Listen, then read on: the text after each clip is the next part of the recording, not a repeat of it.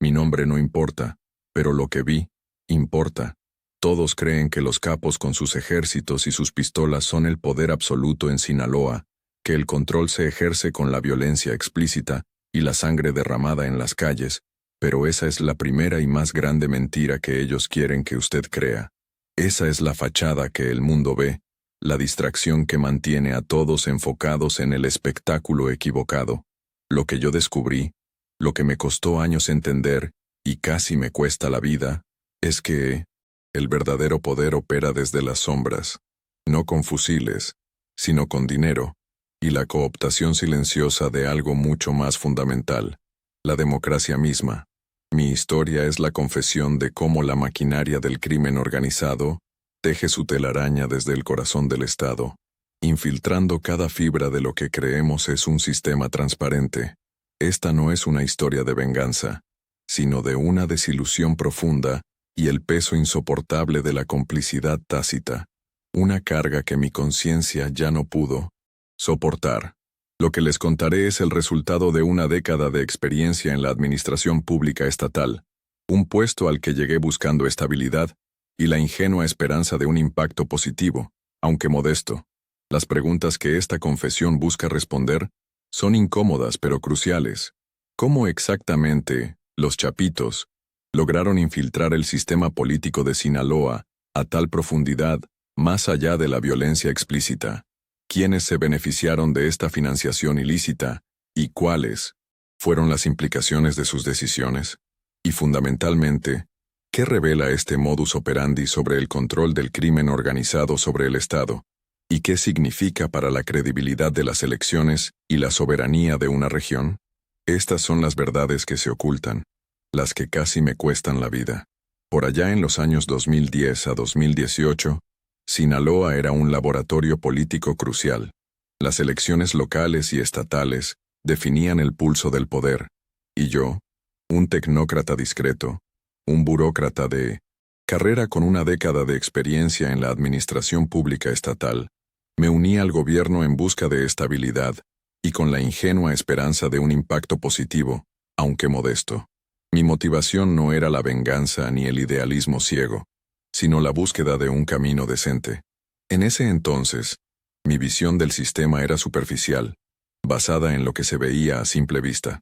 El costo de una campaña exitosa para la gubernatura o una alcaldía clave ascendía a cientos de millones de pesos por ciclo electoral, una suma inalcanzable para la mayoría de los candidatos sin apoyo externo masivo. Este hecho, aparentemente mundano, sería el primer indicio de la profunda telaraña que ya se tejía silenciosamente. La maquinaria política, como revela la confesión que hoy les comparto, no operaba con base en el mérito o la voluntad popular expresada en las urnas. Era lubricada con el flujo constante y silencioso de dinero ilícito, inyectado estratégicamente en cada fase del proceso electoral. Desde mi posición, empecé a notar anomalías, patrones que no encajaban con la lógica presupuestaria ni con la transparencia oficial. Pequeñas grietas en la fachada, al principio insignificantes, se fueron ensanchando, revelando una corriente subterránea de influencia que no figuraba en ningún organigrama. Este dinero, según lo que pronto aprendería, no era para armar sicarios o sembrar terror directo, sino para comprar voluntades, para financiar campañas opulentas que surgían de la nada, y para silenciar voces críticas. Era un poder silencioso, burocrático, que cooptaba el sistema desde dentro, reescribiendo las reglas sin que la mayoría lo notara. Mi nombre no importa, pero mi historia es la de muchos que, como yo, buscaron un camino decente en un sistema que creían imperfecto pero reparable. Ingresé a la administración pública estatal en Sinaloa a principios de 2010, no por un idealismo ciego, sino por la simple búsqueda de estabilidad. Tenía ya una década de experiencia como tecnócrata, un burócrata de carrera acostumbrado a la lógica de los expedientes y los presupuestos. Creía que, desde mi modesto puesto en un área técnica, podría contribuir de alguna manera, quizás a una pequeña mejora, a un servicio más eficiente. Mi motivación, lo confieso, era tan mundana como la necesidad de una vida tranquila. un sueldo fijo, y la esperanza de no tener que mirar hacia atrás con arrepentimiento. Mis primeros días en el gobierno fueron, en apariencia, los de cualquier otro burócrata. Oficinas llenas de papeles, reuniones interminables, la jerarquía visible en los organigramas colgados en las paredes.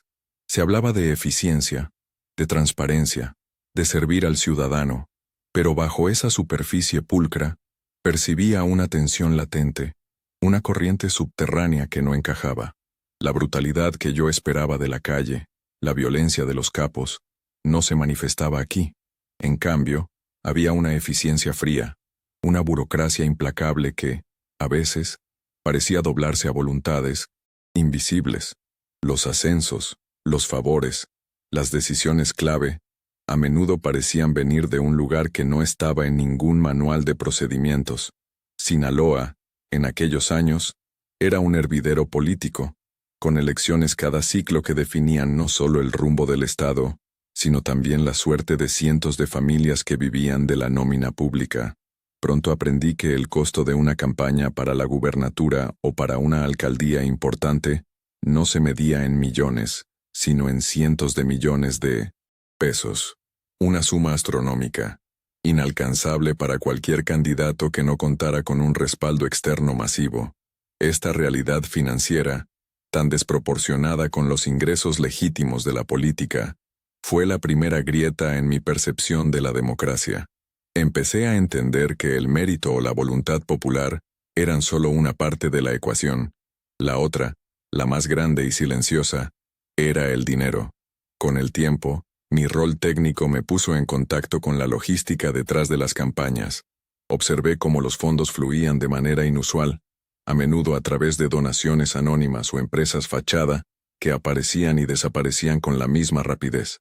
No era dinero para armas, sino para publicidad, para eventos masivos, para activistas que movilizaban votos en colonias clave. Era una máquina bien aceitada, con una precisión casi corporativa. Los rumores de la infiltración del crimen organizado en el Estado eran eso, rumores, pero la evidencia de cómo se financiaba todo, de cómo se movía esa maquinaria, empezaba a pintar un cuadro inquietante. El poder no gritaba, susurraba, y sus susurros eran billetes. Fue en 2014, durante una campaña para la alcaldía de Culiacán, cuando mi percepción del poder se desmoronó por completo. Fui convocado a una reunión en un restaurante discreto, uno de esos lugares de mantel largo en el centro, donde se cierran negocios importantes. Mi presencia era meramente técnica, para coordinar algunos registros. En la mesa estaba el candidato, un hombre joven y carismático, cuyo discurso anticorrupción resonaba entre la gente. Se le veía con un futuro brillante, un adalid de la transparencia. Pero ese día, su semblante era otro. Se le notaba visiblemente nervioso, con las manos inquietas bajo la mesa, sus ojos fijos en el hombre que tenía enfrente. Ese hombre era el vivero, un abogado de mediana edad, de aspecto inofensivo, que se movía entre las élites con una discreción pasmosa. No era un capo, no llevaba armas, no tenía guardaespaldas. Era un cultivador de relaciones, de ahí su apodo. Hablaba en voz baja, con una cortesía casi excesiva, pero sus palabras eran como sentencias. No amenazó al candidato, simplemente presentó sugerencias y condiciones para el apoyo financiero masivo que aparentemente estaba por llegar. Eran sugerencias sobre futuras decisiones de infraestructura, sobre asignaciones de personal clave, sobre la flexibilidad en ciertos reglamentos urbanos. Mi corazón se heló. Este candidato, el que prometía limpiar la casa, estaba siendo comprado, y yo era testigo. Vi cómo el rostro del candidato, inicialmente reticente, se endurecía, y luego, con una resignación casi imperceptible, asintió. Su ambición, el anhelo de ese puesto tan codiciado, superó cualquier resquicio de moralidad. En ese instante, selló un pacto que lo convertiría, de facto, en un títere. Para mí, fue como si una pared se derrumbara. Todo lo que creía saber sobre la jerarquía del poder, sobre quién mandaba, realmente en Sinaloa, se tambaleó. Los capos con sus fusiles eran solo la fuerza bruta, el brazo ejecutor visible. Pero la verdadera cabeza, el cerebro que movía los hilos, no usaba balas. Usaba el dinero, la cooptación y el miedo silencioso que infundía el vivero con cada palabra. Ese día, en ese restaurante de Culiacán, entendí que la democracia era solo un teatro, una elaborada puesta en escena. Los políticos eran actores que recitaban un guión, y el verdadero director de la obra era una entidad invisible, la sombra, que operaba con una sofisticación espeluznante. No se trataba de imponer la voluntad con violencia explícita, sino de comprarla, de infiltrar cada fibra del Estado desde adentro.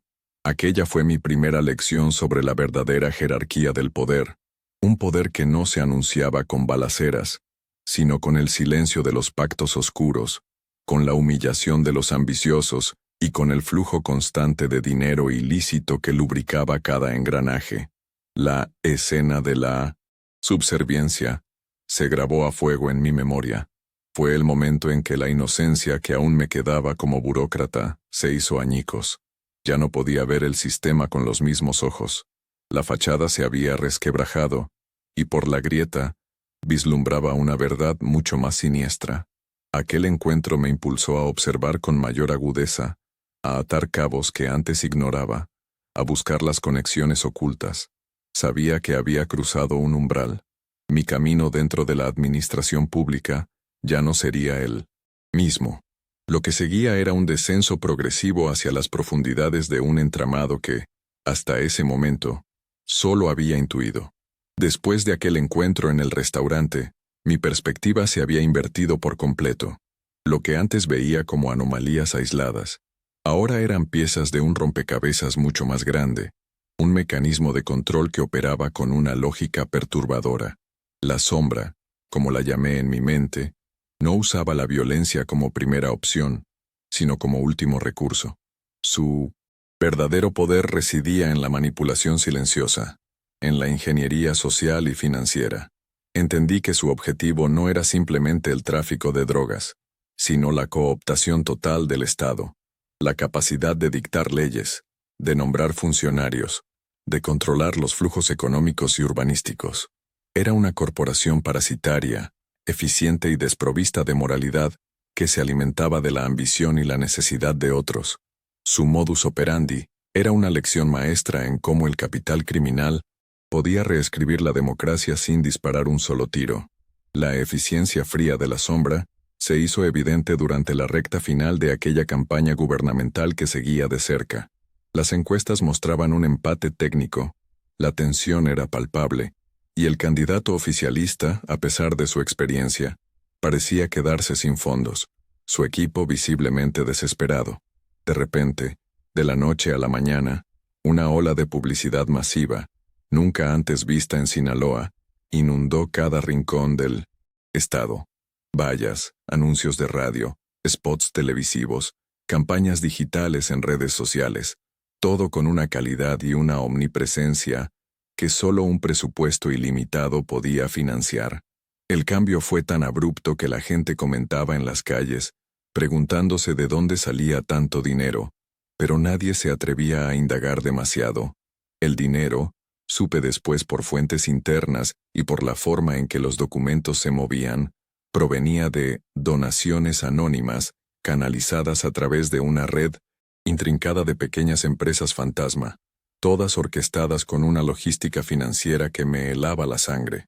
No eran empresas de fachada al uso, sino entidades que aparecían y desaparecían en cuestión de semanas, sin dejar rastro directo. Este flujo de efectivo permitió la compra de votos en colonias clave, el pago de miles de activistas que movilizaban gente, y la difusión de propaganda negativa contra los oponentes en las últimas 48 horas antes de la votación. La balanza se inclinó de manera decisiva, sin que la mayoría notara la mano invisible detrás de la operación. Era la eficiencia brutal del capital criminal aplicada a la política, un golpe maestro de manipulación sin un solo disparo. Pero la sombra no solo operaba con dinero, su alcance se extendía a la manipulación psicológica, a tocar los puntos más vulnerables de sus objetivos.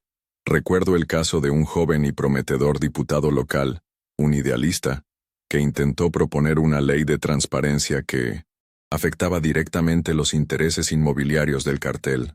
Él creía en el sistema, en la capacidad de la ley para cambiar las cosas.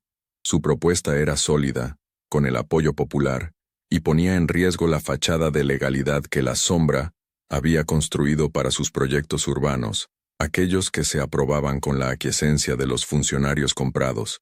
No hubo amenazas directas, ni hombres armados visitando su casa. La presión fue mucho más sutil, y por ende, más insidiosa. De repente, la empresa de construcción de su hermano, que había operado sin problemas durante años, empezó a enfrentar auditorías fiscales implacables, con multas exorbitantes que amenazaban con llevarla a la quiebra. Al mismo tiempo, el hospital donde su padre recibía un costoso tratamiento para una enfermedad crónica perdió, misteriosamente, su cobertura de seguro, dejándolo con una deuda impagable. No hubo llamadas, ni mensajes, ni intermediarios. Solo la implacable coincidencia de desgracias financieras y de salud. El diputado, visiblemente demacrado, retiró su propuesta de ley en cuestión de días. Su integridad se doblegó, no por el miedo a la muerte, sino por la presión sobre sus seres queridos, entendiendo que el cartel operaba más allá de la violencia explícita, tocando los puntos más sensibles de sus objetivos, demostrando un poder que se colaba por todas las grietas de la vida. Mis observaciones se habían agudizado, pero hasta ese momento, siempre había sido un observador, un engranaje, menor que veía los hilos moverse, pero no los tocaba directamente. Mi rol, aunque técnico y sensible, me mantenía en la periferia de las decisiones más oscuras. Creí, ingenuamente, que mi discreción y mi aparente insignificancia me protegerían de la suciedad más profunda. Sin embargo, la Sombra tenía un apetito insaciable, y su telaraña, como una enfermedad silenciosa, se extendía inexorablemente. Poco a poco, las solicitudes se volvieron menos veladas, las sugerencias más directas, y mi nombre empezó a aparecer en memorandos y reuniones donde antes solo estaban los altos mandos. La periferia se había desdibujado, y me encontraba, sin darme cuenta, en el centro de una tormenta que no había previsto. El golpe definitivo llegó a principios de 2018. Fui convocado a una reunión a solas con un subsecretario que, hasta entonces, me había parecido un hombre íntegro, aunque con una ambición desmedida. Su rostro estaba tenso, sus ojos esquivos. Me entregó una carpeta con una instrucción específica: ajustar los registros presupuestarios de un programa de inversión pública. Los fondos, originalmente destinados a la mejora de infraestructura escolar en comunidades rurales, debían ser redirigidos. El nuevo destino era un proyecto de desarrollo urbano prioritario, en las afueras de Culiacán, un complejo residencial de lujo que, según los rumores y mis propias averiguaciones discretas, era una empresa fachada de la Sombra. No había margen para preguntas, solo para la ejecución. El silencio en la oficina era ensordecedor, roto solo por el murmullo de mi propia conciencia. En el momento en que leí el memorando, sentí un escalofrío que me recorrió la espalda. No era una simple reasignación de partidas, una burocracia menor. Aquello era un desvío de fondos masivo, un acto de corrupción flagrante que despojaba a niños de escuelas dignas para beneficiar directamente a la estructura criminal. Mi posición me obligaba a firmar, a dar validez técnica a una operación de lavado de dinero a gran escala, camuflada bajo la legalidad de un programa de gobierno. La línea ética, que hasta ese momento había logrado mantener, por frágil que fuera, estaba a punto de ser pulverizada. No era solo un testigo pasivo, me convertiría en un cómplice activo, con mi nombre en los documentos, mi firma legitimando una traición a la ciudadanía que había jurado servir. El subsecretario no usó palabras de amenaza, pero su mirada, cargada de una mezcla de resignación y advertencia, era elocuente. Sabía lo que significaba negarse. Había visto el destino de otros que, con menos implicación, habían intentado resistir. El caso del diputado local, con la ruina de su hermano y la enfermedad de su padre, era un eco constante en mi mente. La Sombra No necesitaba sicarios para imponer su voluntad en estos círculos. Bastaba con la demostración de su alcance, de su capacidad para desmantelar vidas sin un solo disparo. La presión era invisible, pero asfixiante. Sentía las paredes de mi propia oficina cerrándose a mi alrededor, cada expediente una cadena, cada firma una soga. Estaba atrapado, sin una salida aparente. Fue en ese instante, con la carpeta en mis manos y el peso de la decisión aplastándome, que la verdad me golpeó con una fuerza devastadora. Yo no era un observador distante, ni siquiera un engranaje menor. Era una pieza desechable en un tablero mucho más grande, tan prescindible como cualquiera de los funcionarios que habían caído en desgracia o se habían doblegado. Si me negaba, mi destino sería el mismo que el de aquellos que osaron desafiar. Si obedecía, me convertiría en un eslabón directo de su cadena de corrupción, implicado de por vida, con un secreto que me devoraría desde dentro. La aparente seguridad de mi puesto se desvaneció, revelando la farsa de una vida tranquila bajo la sombra de la sombra. El miedo, hasta ese momento una sensación difusa, se hizo concreto, visceral.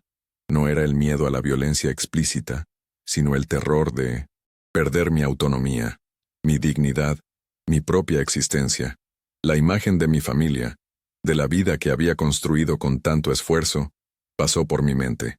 ¿De qué servía la estabilidad si estaba cimentada en la complicidad y el engaño? La náusea me invadió. Sentía la bilis en la garganta, una mezcla de rabia contenida y pánico gélido. Había cruzado el punto de no retorno.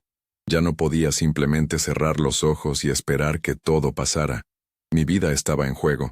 Mi conciencia estaba en juego. Y la única salida era romper con todo.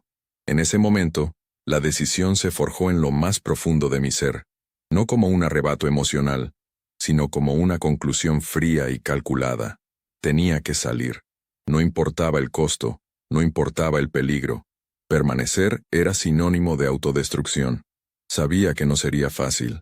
Había visto la eficiencia de la sombra en el rastreo de aquellos que intentaban desaparecer, pero la alternativa era la muerte en vida, la condena moral de una complicidad perpetua. Mente, que siempre había sido metódica y analítica, se puso en modo de supervivencia. Cada detalle, cada paso, cada posible ruta de escape, comenzó a tejerse en un plan silencioso y desesperado, un plan que solo existía dentro de mi cabeza, lejos de miradas indiscretas. A partir de ese día, cada interacción, cada documento, cada conversación en la oficina se convirtió en un acto de engaño. Sonreía, asentía, cumplía mis funciones con una diligencia que rozaba la perfección, mientras por dentro, mi mente trabajaba incansablemente en mi fuga. La paranoia se convirtió en mi sombra constante. Cada llamada, cada mirada, cada auto que pasaba cerca de mi casa, era una potencial amenaza. La libertad que alguna vez había buscado en mi puesto, se había transformado en una prisión invisible, y la única llave era mi escape. Mi vida se había convertido en una operación encubierta, con un solo objetivo: desaparecer sin dejar rastro, llevando conmigo solo la pesada carga de la verdad. Cada peso ahorrado, cada pequeña transacción que no levantara sospechas, se convirtió en un ladrillo para mi futura libertad. No podía arriesgarme a un movimiento brusco que alertara a nadie. Durante meses, mi vida exterior siguió siendo la misma, el burócrata eficiente y discreto, pero por dentro, cada fibra de mi ser estaba dedicada a la logística de mi desaparición. Empecé a vender discretamente algunas de mis pocas pertenencias de valor, justificando las ventas como necesidades económicas, para evitar preguntas. El miedo era mi compañero constante, un nudo en el estómago que me recordaba la urgencia de cada paso, pero también la necesidad de una paciencia casi insoportable para no cometer un error fatal. Mis contactos eran limitados y no podía confiar en nadie dentro del círculo oficial. Tuve que recurrir a viejas conexiones, a personas que conocí en otras etapas de mi vida, gente que se movía en los márgenes y que por pequeñas sumas de dinero podían ofrecer información o facilitarme ciertas gestiones discretas. No eran grandes operaciones, sino pequeñas piezas del rompecabezas, un contacto para información sobre rutas de autobuses menos vigiladas, otro para conseguir un teléfono desechable que jamás vincularía a mi identidad, y un tercero, con un pasado turbio, que me dio la clave para entender cómo operaba el mercado negro de documentos, sin comprometerme directamente. Cada conversación era una danza peligrosa, cada pregunta una potencial delación, y la paranoia me dictaba, cada palabra, cada gesto. El día de la fuga no fue un evento cinematográfico, sino una secuencia de actos rutinarios elevados a la máxima tensión.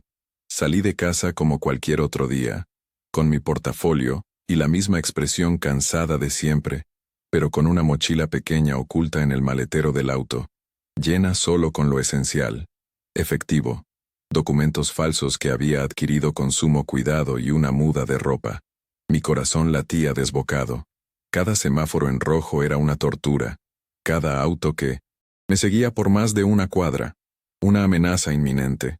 La ciudad, que siempre había sido mi hogar, se sentía como una jaula de la que debía escapar antes de que las rejas se cerraran definitivamente.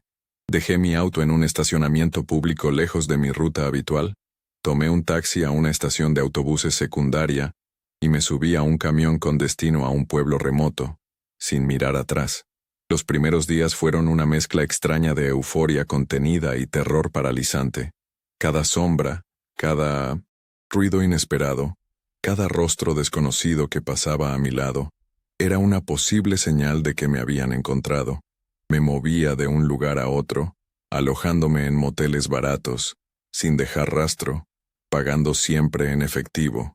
El alivio de haber escapado de la oficina, de las miradas cómplices y los pactos oscuros, era inmenso, pero efímero.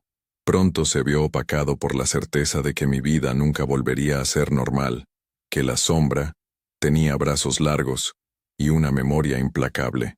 La libertad que había soñado era una jaula diferente, una donde las paredes eran invisibles, pero el miedo era el mismo guardián silencioso.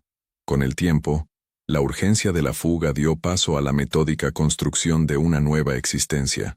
Con los documentos falsos que había conseguido, busqué un pueblo pequeño, lejos de cualquier centro de poder o de los tentáculos de la sombra, un lugar donde nadie hiciera preguntas y la vida transcurriera con una monotonía predecible.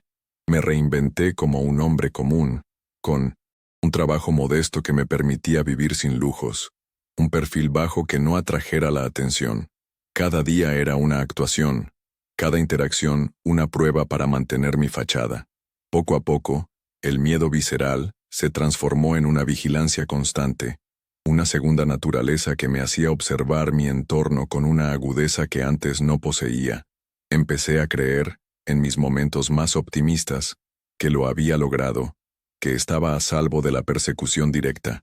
Pasaron los meses, luego los años. La distancia física me dio una aparente tregua, pero la sombra se había incrustado en mi mente. La libertad que había ganado era una quimera, una jaula sin barrotes visibles, pero con el miedo como su carcelero invisible. Cada vez que escuchaba una noticia sobre Sinaloa, cada vez que veía un rostro que me parecía familiar, mi corazón se encogía. Sabía que no había escapatoria real de la memoria, de la culpa de lo que había visto, de la certeza de que aquellos a quienes la sombra había tocado, nunca serían verdaderamente libres.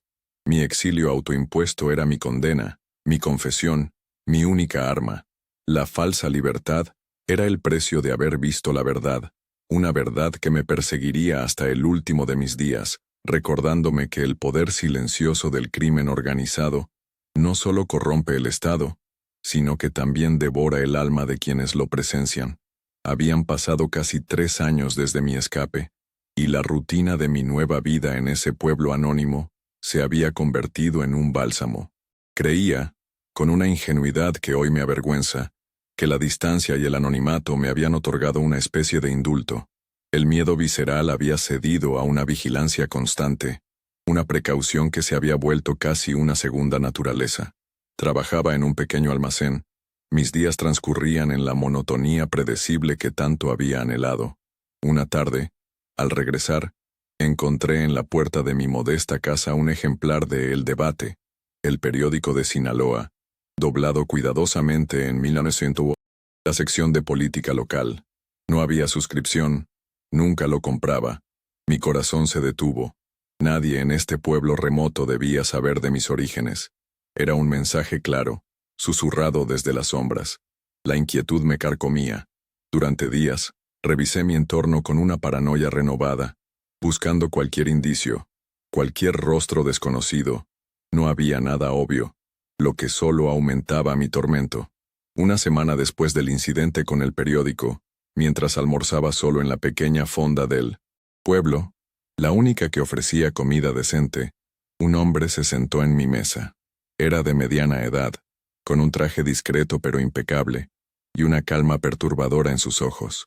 No lo conocía. No era de por aquí. No hubo saludo, ni preámbulo. Simplemente deslizó una servilleta de papel hacia mí, con una dirección escrita a mano y una hora. «Él quiere verte», dijo con una voz monótona, casi aburrida, sin una pizca de amenaza, pero con una autoridad innegable que me heló la sangre. Sabía que no había opción. La sombra había extendido su mano hasta mi refugio. La dirección me llevó a una casa apartada en las afueras del pueblo, una construcción moderna que desentonaba con el paisaje. Al entrar, el hombre del traje me condujo a una sala austera. Allí, sentado en un sillón, estaba el vivero.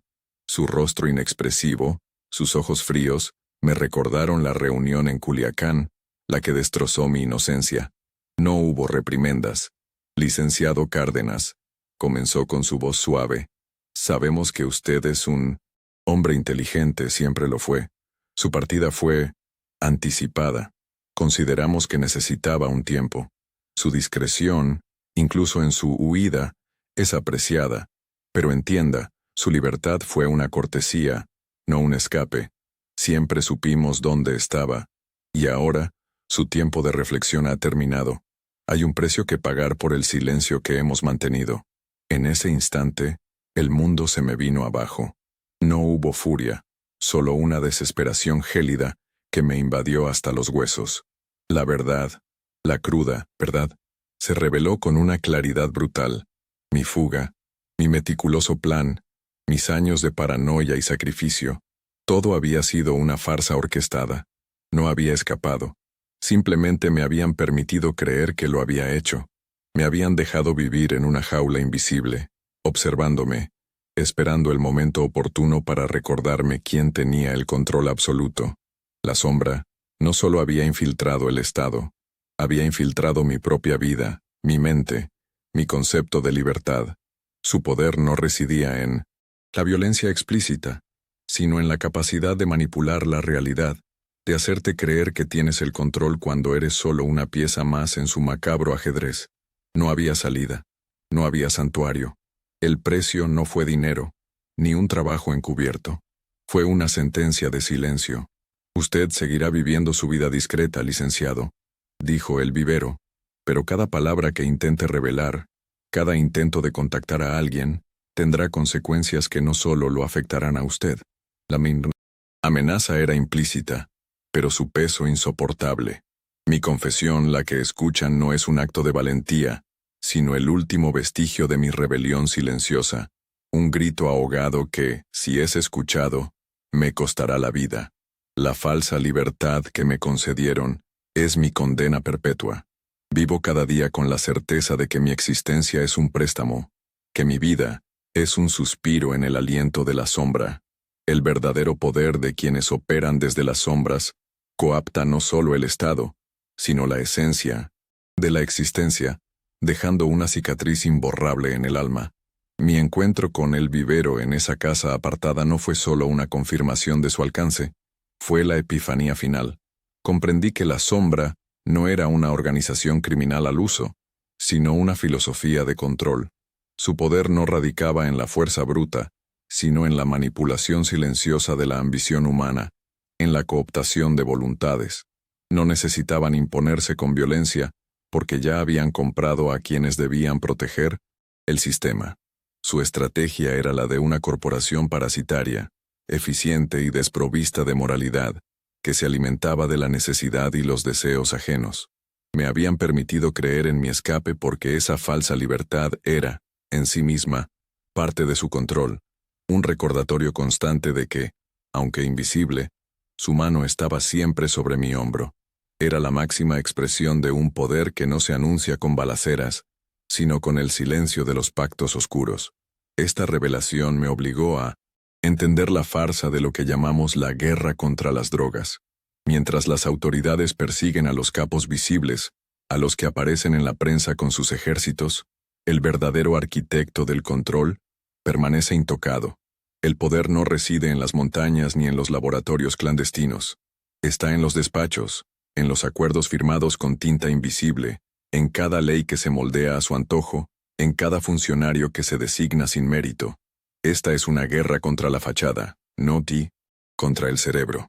El narco cacique que imponía su voluntad con balas es un modelo obsoleto. Esto es una toma de control corporativa silenciosa, legalmente disfrazada, donde el poder no se toma por la fuerza, sino que se compra, se administra y se legitima a través de las urnas, ante la mirada de una sociedad ciega. Mi destino, entonces, no es el de un hombre libre, sino el de un fantasma que vive con una verdad que lo consume. La sentencia, que me impuso la sombra, no es la muerte física, sino una condena perpetua a vivir en la sombra de mi propia existencia. Cada día es un préstamo, cada aliento una confirmación de que mi vida no me pertenece por completo. No hay santuario, no hay olvido. La cicatriz que esta verdad ha dejado en mi alma es imborrable. Mi confesión, la que ahora escuchan, es el último vestigio de mi rebelión silenciosa, un grito ahogado que, si es escuchado, me costará la vida, y aún así, es la única forma de romper el silencio, de gritar al mundo que el verdadero poder del crimen organizado no solo corrompe el Estado, sino que devora el alma de quienes lo presencian.